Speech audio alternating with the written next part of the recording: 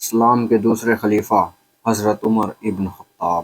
حضرت عمر حضرت محمد صلی اللہ علیہ وآلہ وسلم کے 4 خاص صحابہ میں سے تھے۔ حضرت ابو بکر کے بعد مسلمانوں کے دوسرے خلیفہ چنے گئے عمر بن خطاب۔ حضرت محمد نے حضرت عمر کو فاروق نام دیا، اس کے معنی سچ اور جھوٹ میں فرق کرنے والا ہوتا ہے۔ حضرت خلفائے راشدین میں دوسرے خلیفہ چنے گئے عمر۔ خلفائے راشدین میں سب سے سفل خلیفہ ثابت ہوئے۔ مسلمان ان کو فاروق اعظم اور امیر المؤمنین بھی کہتے ہیں۔ حضرت عمر کا جنم مکہ میں ہوا، قریش خاندان سے تھے۔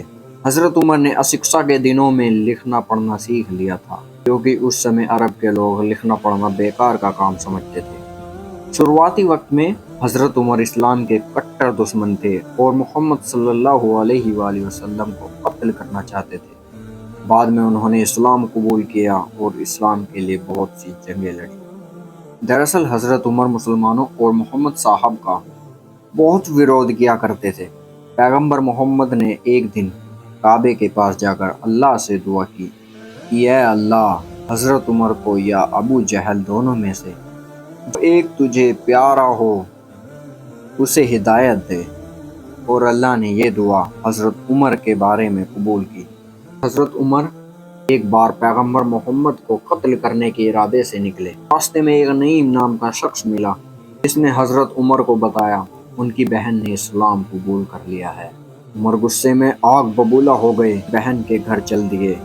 بہن اور ان کے شوہر قرآن پڑھ رہے تھے۔ حضرت عمر نے قرآن مانگا، انہوں نے منع کر دیا۔ عمر غصے میں آ کر ان دونوں کو مارنے لگے، لیکن بہن نے کہا ہم مر جائیں گے مگر اسلام نہ چھوڑیں گے۔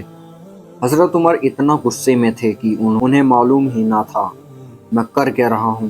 بہن کے سر سے جب خون آنے لگا، حضرت عمر کو غلطی کا احساس ہوا اور حضرت عمر کے دل میں رحم پیدا ہوا اور ان دونوں سے وعدہ کرتے ہوئے بولے، میں قرآن پڑھنا چاہتا ہوں، وعدہ کرتا ہوں قرآن کی توہین نہیں کروں گا۔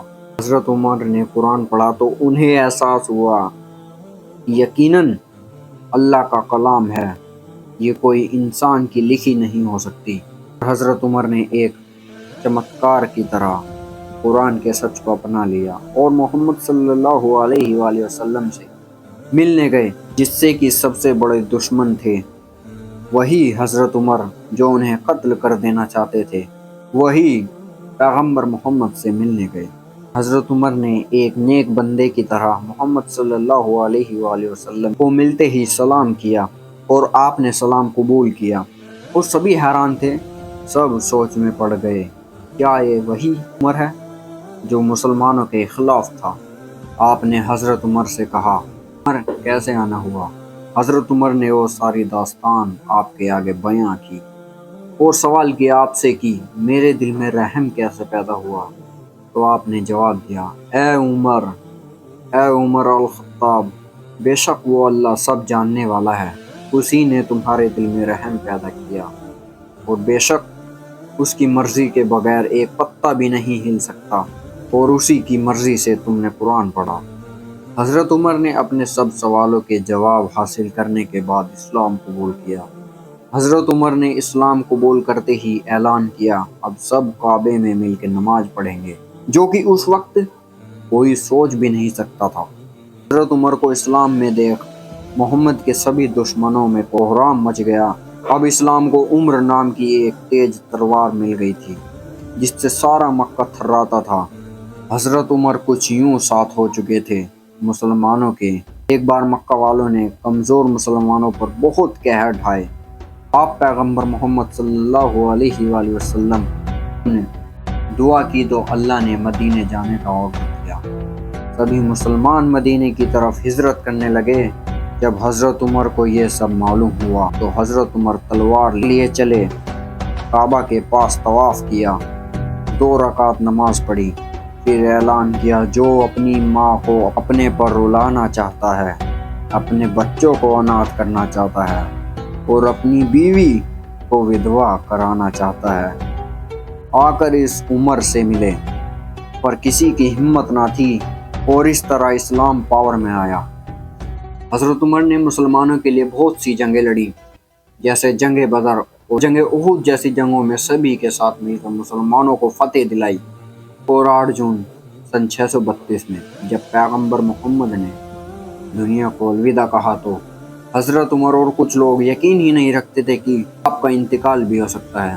और जब यह खबर उमर बिन खत्ताब तक पहुंची तो आप होश खो बैठे, अपनी तलवार निकाली और जोर जोर से कहने लगे कि किसने कहा मोहम्मद का इंतकाल हो गया है, मैं उसका सर तन से अलग कर दूंगा।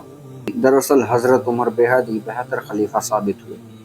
वो इस्लाम के लिए खड़े रहते, सभी अनाथ बच्चों को अपने बच्चों की तरह पाला करते। रोमन एम्पायर पूरी दुनिया में जब सुपर पावर बनी तब उन्होंने एक बहुत बड़ी गलती कर दी। दरअसल अरब में बढ़ते हुए इस्लाम पर हमला कर दिया, जो कि उन्हें नहीं करना चाहिए था, क्योंकि कुछ ही सालों में मुसलमानों ने रोमन और पर्शियन एम्पायर पर फतेह हासिल कर ली, जिसके बाद हजरत उमर पूरी दुनिया में सबसे ताकतवर खलीफा बने। और हजरत उमर ही वो शख्स थे जिन्होंने इस्लाम में सबसे पहले यरूशलेम पर फतेह हासिल की। और आखिर में 27 जिलहज 644 को हजरत उमर नमाज पढ़ा रहे थे। नमाज पढ़ाते वक्त अबू लुआ नाम के एक फारसी गुलाम ने उनके पेट में 6 बार चाकू मारा, लेकिन उन्होंने नमाज को मुकम्मल की। सलाम फेरते ही गिर पड़े। हजरत उमर उस घाव से 3 दिन लड़े और आखिर में इस्लाम के महान खलीफा अव्वल मुहर्रम को शहीद हो गए। और याद रखना, आप सल्लल्लाहु अलैहि वसल्लम ने फरमाया, अगर मेरे बाद कोई नबी होता तो वो उमर बिन खत्ताब होते।